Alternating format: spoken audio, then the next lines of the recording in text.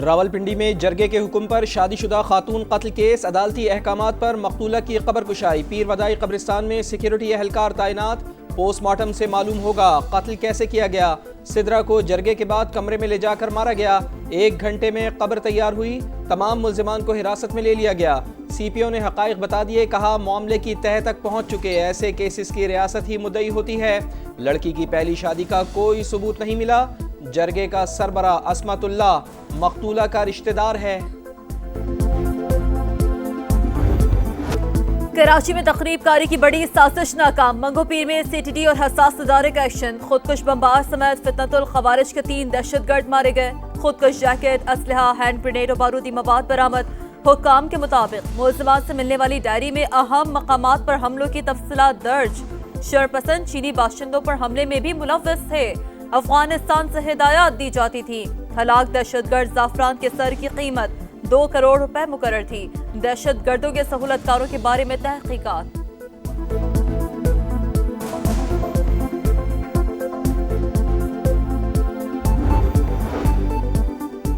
شہیدوں کا عظیم خاندان، والد کی شہادت کے 20 برس بعد بہادر بیٹا بھی وطن پر قربان۔ وفاقی وزیر داخلہ محسن نقوی کی بلوچستان میں شہید میجر ضیاء سلیم کی رہائش گاہ آمد، اہل خانہ سے ملاقات، اظہار تعزیت، فاتحہ خوانی، سوگوار خاندان کے لیے صبر جمیل کی دعا، کہا قوم شہداء کی قربانیوں کا قرض نہیں اتار سکتی۔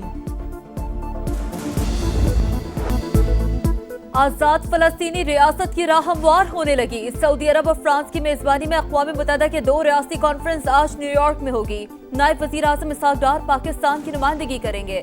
سعودی عرب مشرق وسطی میں دیر پام کے لیے کوشاں، کانفرنس عالمی قراردادوں پر عمل درآمد میں مدد ملے گی، خطے میں امن و استحکام آئے گا۔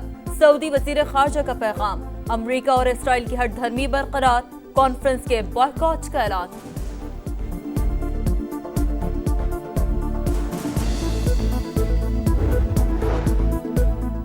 نائب وزیر اعظم اسحاق ڈار کا ترکی کے وزیر خارجہ حاکان فیدان سے ٹیلی فونک رابطہ، غزہ میں اسرائیل کے جاری مظالم کی شدید مذمت، فلسطین میں بھوک، جبری نقل مکانی اور معصوم جانوں کے ضیاع پر گہری تشویش کا اظہار۔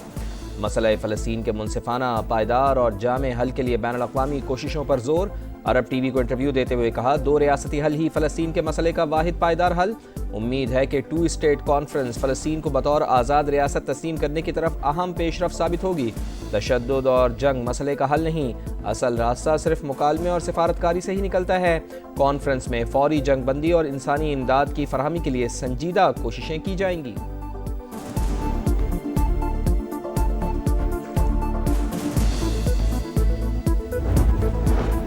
عالمی دباؤ کے سامنے اسرائیل نے گھٹنے ٹیک دیے، 4 ماہ 10 دن بعد غزہ کے لیے امدادی راہداری کھول دی، رفح اور کریم شلوم کراسنگ سے امدادی ٹرک غزہ میں داخل۔ اردن اور متحدہ عرب امارات نے پیراشوٹ کے ذریعے امدادی سامان غزہ میں پہنچا دیا۔ تقسیم کی ذمہ داری ایک بار پھر اقوام متحدہ کے حوالے۔ اسرائیلی فوج کا 3 مقامات پر روزانہ 10 گھنٹے لڑائی میں وقفے کا اعلان، صہیونی دہشت گردی بھی جاری، 24 گھنٹے میں 63 فلسطینی شہید، تعداد 59,821 ہو گئی۔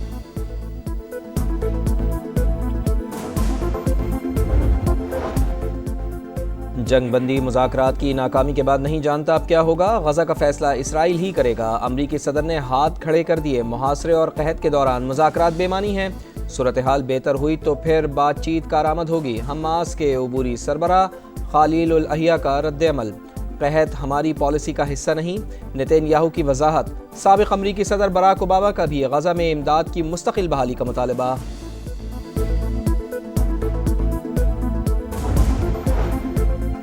پہلگام میں حملہ کرنے والے بھارتی شہری، انہوں نے اپنے ملک میں ہی دہشت گردی کی تربیت لی۔ سابق بھارتی وزیر داخلہ پی چدمبرم نے مودی سرکار پر بجلی گرا دی، کہا جب کوئی ثبوت ہی نہیں تو پاکستان پر الزام کیوں لگایا گیا، مفرزوں کی بنیاد پر سنگین الزامات کیسے لگائے جا سکتے ہیں۔ چلاس میں سیلابی ریلے میں بہنے والے سیاحوں کی 8ویں روز بھی تلاش، پاک فوج اور ریسکیو اہلکاروں کا سرچ آپریشن جاری۔ نجی ٹی وی کے اینکر، ان کے شوہر اور 3 بچے بھی لاپتہ۔ شبانہ لیاقت کا پرس مل گیا۔ سلائیڈنگ سیلاب سے بڑے پیمانے پر تباہی، بے گھر افراد نے پہاڑوں پر خیمے لگا لیے۔ خیبر پختونخوا، گلگت بلتستان، کشمیر اور پنجاب میں آج سے 31 جولائی تک موسلادھار بارشوں کی پیش گوئی۔ پنجاب کے دریاؤں اور ندی نالوں میں طغیانی کا الرٹ جاری۔ 26 جون سے اب تک مجموعی طور پر 279 افراد جاں بحق، 676 زخمی ہوئے۔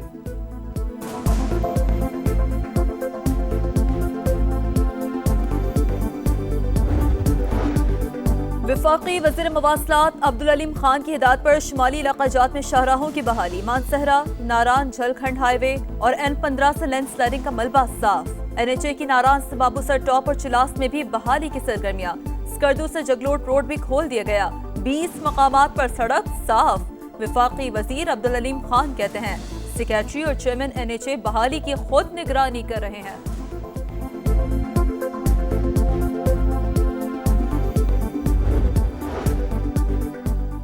اسلام آباد کی عدالت نے پی ٹی آئی کے 4 کارکنان کی سزا معطل کر دی۔ جوڈیشل مجسٹریٹ نے 6 ماہ سزا معطلی کی درخواست منظور کی۔ ملزمان کو 30 دن کے اندر اپیل دائر کرنے کی ہدایت۔ کارکنان کو امن عامہ ایکٹ کے تحت درج مقدمے میں سزا سنائی گئی تھی۔ نون لیگ حکومت نے بلین ٹری سونامی کے جھوٹے نعرے نہیں لگائے، ہم نے ہر درخت کی مانیٹرنگ کر کے میپنگ کی۔ پلانٹ فار پاکستان وزیر اعلیٰ مریم نواز کا ویژن ہے۔ جنگلات کا رقبہ بڑھانا وقت کا تقاضا ہے۔ مریم اورنگزیب کا تقریب سے خطاب۔ سینئر وزیر پنجاب نے پودا لگا کر شجرکاری مہم کا افتتاح کیا۔ کراچی میں لٹیروں نے ایک اور جان لے لی۔ بلال کالونی میں مقتول صدام کزن کے ساتھ جا رہا تھا۔ ملزمان نے موٹر سائیکل چھیننے کی کوشش کی، مزاحمت پر گولی مار دی۔ رواسال ڈکیتی مزاحمت پر مارے گئے افراد کی تعداد 54 ہو گئی۔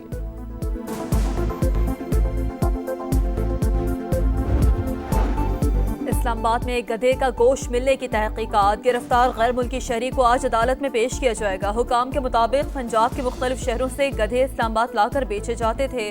کھالیں مبینہ طور پر بیرون ملک بھیجی جا رہی تھی۔ گوشت کہاں جاتا تھا پتہ نہ چلا۔ امریکہ اور یورپی یونین میں تجارتی معاہدہ طے۔ اسکاٹ لینڈ میں صدر ڈونلڈ ٹرمپ اور یورپی کمیشن کی صدر ارسلا وان ڈیر لائن کی ملاقات۔ یورپی مصنوعات پر 15% ٹیرف پر اتفاق۔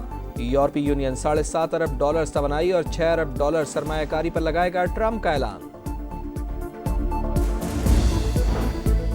پاکستان سمیت دنیا بھر میں ہیپیٹائٹس سے بچاؤ کا دن۔ خاموش قاتل کا ملک میں خوفناک پھیلاؤ، 1.5 کروڑ سے زائد افراد کو جکڑ لیا۔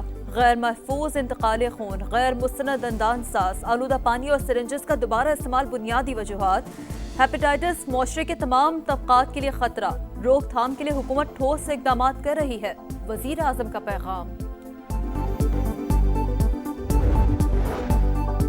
پاک ویسٹ انڈیز 3 T20 میچز کی سیریز۔ قومی اسکواڈ کا دوسرا دستہ امریکی ریاست فلوریڈا کے شہر لارڈ ہل پہنچ گیا۔ پہلا میچ 1 اگست کو کھیلا جائے گا۔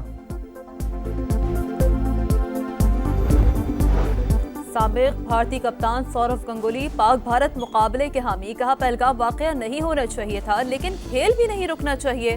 سابق بھارتی کپتان اظہر الدین سمیت بھارتی سیاسی رہنماؤں نے پاک بھارت مقابلے کی مخالفت کی تھی۔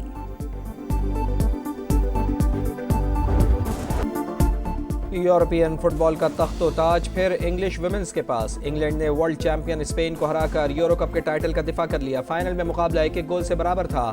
انگلش ٹیم نے پینلٹی پر 3-1 سے میچ جیتا۔ ٹرافی کے ساتھ جشن، فٹ بال فینس کا بھی سڑکوں پر خوب ہلا گلا۔